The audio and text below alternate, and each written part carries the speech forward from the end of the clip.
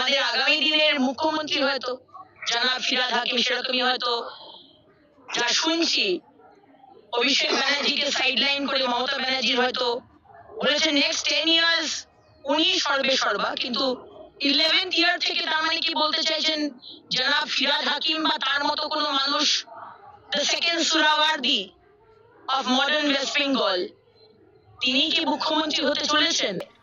রাজ্যের কোনো উন্নয়ন নেই, কোনো ইন্ডাস্ট্রি নেই, ছেলেমেয়েরা শিক্ষিত হয়ে তারা অন্য রাজ্যে চলে যাচ্ছে। আর এখানকার তুষ্টিকরণের রাজনীতির জন্য আজকে যারা মৌলভী এবং মুয়াজ্জিম তারা বলছে আমাদের 15,000 টাকা করে ভাতা দিতে হবে। মুখ্যমন্ত্রী তো রাজিও হয়ে যাবেন। ঋণ নেবেন, এখন মাথা পিছু পশ্চিমবঙ্গে একটা বাচ্চা জন্মালে 70,000 টাকা মাথা পিছু ঋণ। আবার ব্যাংক থেকে ঋণ নেবেন, কারণ আগামী কয়েক মাসের মধ্যে 26-এর লড়াই। উনি তো 30% সরকার। মহাকুম্ভকে গালি দেন, কোনদিন আজ অব্দি গঙ্গাসাগর মেলাতেও, মহাকুম্ভ তো ছেড়েই দিলাম, গঙ্গাসাগর মেলাতেও স্নান করতে দেখলাম না। আর এটো কাটা খেয়ে, মাটন না চিকেন খেয়ে রেড রোডে গিয়ে হিজাব পরে ঈদের করেন, কি বলে, নামাজ পড়েন। সুতরাং এখানে আমাদের আগামী দিনের মুখ্যমন্ত্রী হয়তো জনাব ফিরহাদ হাকিম সেরকমই হয়তো যা শুনছি অভিষেক ব্যানার্জিকে সাইডলাইন করে মমতা ব্যানার্জির হয়তো বলেছেন নেক্সট 10 ইয়ার্স উনি সর্বে সর্বা, কিন্তু 11th ইয়ার থেকে তার মানে কি বলতে চাইছেন জনাব ফিরহাদ হাকিম বা তার মতো কোনো মানুষ দ্য সেকেন্ড সুরাওয়ার্দি। বাংলার মানুষকে বলবো, যদি প্রমাণ করতে পারেন একদিনে মুখ্যমন্ত্রী তো ছেড়ে দিয়ে চলে যাব, কিন্তু আপনি মুখের ভাষায় আপনি বিরোধী দল নেতা হিসাবে যে অ্যালিগেশন করেছেন আমি প্রধানমন্ত্রীকে চিঠি দিয়ে জানাবো, এ কথা আপনি বলতে পারেন কিনা? আর যদি আমি টেরোরিস্ট হই প্রধানমন্ত্রী আমাকে জানাবেন। আমাকে বলেছে আমি নাকি হিন্দু ধর্মকে তাচ্ছিল্য করি আর আমি মুসলিম লীগ করি। আমাকে এই জীবনে এসেও শুনতে হবে এত সংগ্রাম করার পর যে জম্মু কাশ্মীরের টেরোরিস্টদের সাথে আমার সম্পর্ক আর বাংলাদেশের সাথে টেরোরিস্টদের সাথে আমার সম্পর্ক। আমি স্পিকার স্যার বাংলার মানুষকে বলবো, যদি প্রমাণ করতে পারেন একদিনে মুখ্যমন্ত্রী তো ছেড়ে দিয়ে চলে যাব, কিন্তু আপনি মুখের ভাষায় আপনি বিরোধী দল নেতা হিসাবে যে অ্যালিগেশন করেছেন আমি প্রধানমন্ত্রীকে চিঠি দিয়ে জানাবো, এ কথা আপনি বলতে পারেন কিনা? আর যদি আমি টেরোরিস্ট হই প্রধানমন্ত্রী আমাকে জানাবেন। কে মুখ্যমন্ত্রীকে বয়কট করবে? মুখ্যমন্ত্রী বিরোধী দলের দয়ায় হয়নি। বাংলার মানুষ মমতা বন্দ্যোপাধ্যায়কে মুখ্যমন্ত্রী আসনে বসিয়েছেন।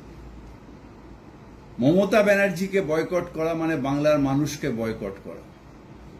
বিজেপিকে বাংলার মানুষ বয়কট করে দিয়েছে, তাই ওরা এখন বাংলার প্রতিনিধি মমতা বন্দ্যোপাধ্যায় যে উচিত কথা বলে, বাংলার স্বার্থে কথা বলে, তাকে বয়কট খেলা করবার চেষ্টা করছে। কি যায় আসে? কে কটা আগাছা ওই বিরোধী দল তারা কাকে বয়কট করলো তাতে বাংলার কি যায় আসে?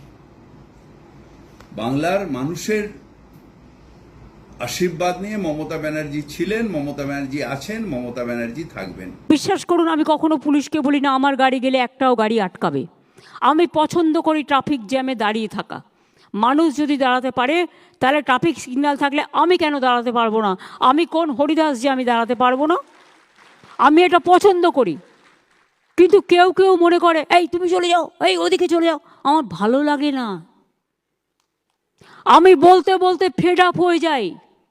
আমি মনে করি গতি চললে, গাড়ি চললে তবে মানুষের গতি এগিয়ে যায়।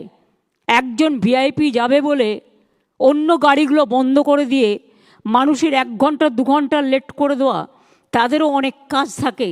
মনে রাখবে আমরা গ্রিন করিডর করার প্রয়োজন পড়ে না যদি আমরা ঠিকমতো এটা করি।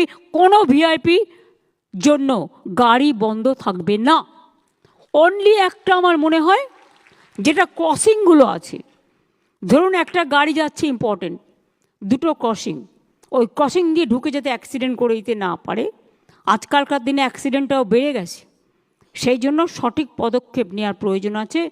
সেফ ড্রাইভ সেভ লাইফটা ভালো করে করতে হবে, এবং ওই গলির কর্নারগুলোতে ওয়াচ টাওয়ার লাগাও। দরকার হলে এমপিদের বলো, এমএলএদের বলো, এমপি ল্যাডের টাকা দেবে, এমএলএ ল্যাডের টাকা দেবে, তাদেরও তো একটা সামাজিক কন্ট্রিবিউশনের ব্যাপার আছে। আমি নিজে এটা করি, আপনারা বিশ্বাস করবেন না।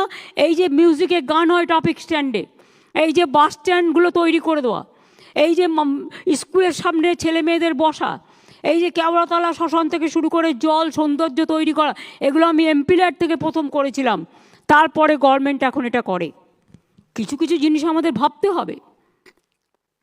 একটা তারা দিয়েছে sports and cultural event. Of course আপনাদের মানসিক বিকাশের প্রয়োজন আছে, শান্তির, মনটাকে এনজয় করা।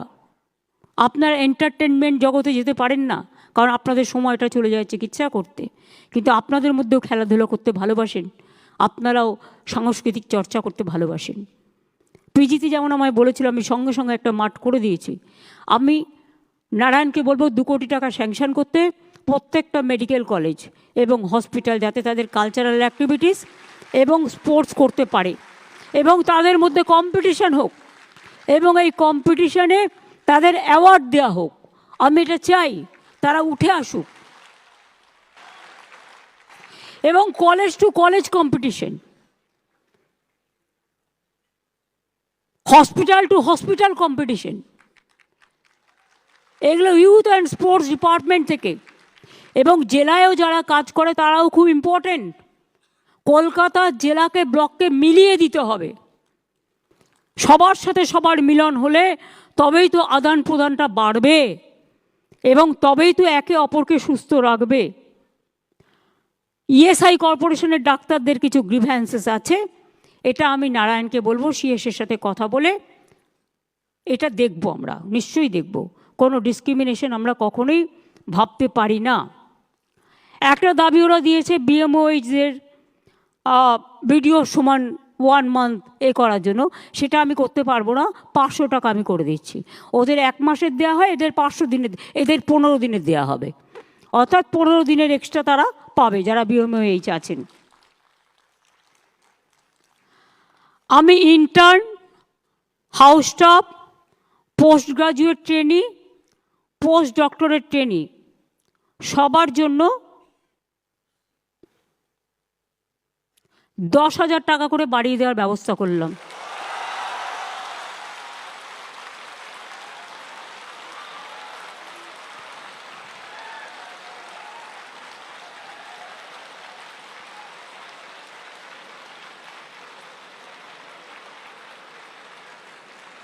সিনিয়র ডাক্তাররা যেমন চিকিৎসা দেয়, হাতে কলমে শেখান, তাদের আমি অনুরোধ করব দয়া করে শুধু জুনিয়রদের ওপর দায়িত্ব দিয়ে সিজারিয়ান থেকে শুরু করে হার্ট অপারেশন থেকে শুরু করে আপনারা ছেড়ে দেবেন না।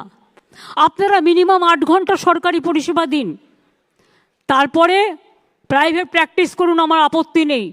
আমি 20 কিলোমিটারটা 30 কিলোমিটার করে দিচ্ছি, কারণ কলকাতায় 30 কিলোমিটারের মধ্যে অনেক হসপিটাল আছে। করুন না, কে বারণ করেছে? কিন্তু 8 ঘন্টা সরকারি পরিষেবা দেওয়ার সময় প্লিজ দয়া করে যাবেন না। আপনার যদি কোনো আর্জেন্ট রোগী দেখার কাজ থাকে, তখন যদি কোনো অপারেশন করার থাকে সিরিয়াস, আপনি হসপিটালে ডেকে নিন না, কি অসুবিধা আছে? হসপিটালে একটু ইনফ্রাস্ট্রাকচার রেডি আছে। কিন্তু সরকারি পরিষেবাটার সময় প্লিজ দয়া করে আপনাদের কাছে আমরা কৃতজ্ঞ থাকব যদি এইটুকু সেবা দেন। মানুষ চিরকাল বাঁচে না, মানুষের কৃতিত্ব বাঁচে। মনে রাখবেন, একটা মানুষ একটা ডাক্তারকে বাড়ির লাউটা হলে দিয়ে যায়, বাড়ির কুমড়োটা হলে দিয়ে যায়। কেন দেয় জানেন? তারা আপনাদের ভগবান মনে করেন।